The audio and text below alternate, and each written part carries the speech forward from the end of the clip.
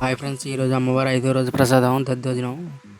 దీనికోసం అయితే ఒక గ్లాస్ బియ్యం తీసుకుని వాష్ చేసుకుని కుక్ చేసుకోవాలి. ఒక గ్లాస్ పెరుగు కూడా తీసుకున్నాం. మేమైతే కుక్ చేసిన అన్నాన్ని ఈ విధంగా మెత్తగా అయ్యేటట్టు గట్టితో ఈ విధంగా చేసుకోవాలి. ఇప్పుడైతే మనం దాంట్లోనే ఒక గ్లాస్ పెరుగు వేసుకొని బాగా మెత్తగా కలుపుకోవాలి.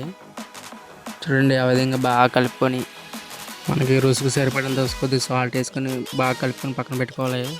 ఇప్పుడైతే మేము దీనికోసం పచ్చిమిరకాయలు, ఎండుమిరకాయలు, కరివేపాకు కోసి పక్కన పెట్టుకున్నాం. తర్వాత పొయ్యి వెలిగించి పొయ్యి మీద చిన్న పెనం పెట్టి అందులో ఆయిల్ పోసుకొని అందులో మన ఇంటికాడ మిక్స్ చేసిన పోపు దినుసులు మొత్తం వేసుకోవాలి.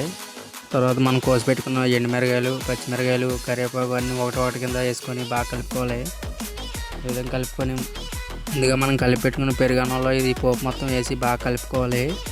చూడండి, ఈ విధంగా బాగా కలుపుకుంటే మనకి అమ్మవారు 5వ రోజు నవరాత్రి ప్రసాదం రెడీ అయినట్టే.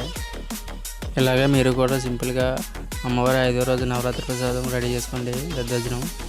అయితే మన వీడియో నచ్చినట్టయితే లైక్ చేయండి, సబ్స్క్రైబ్ కూడా చేసుకోండి.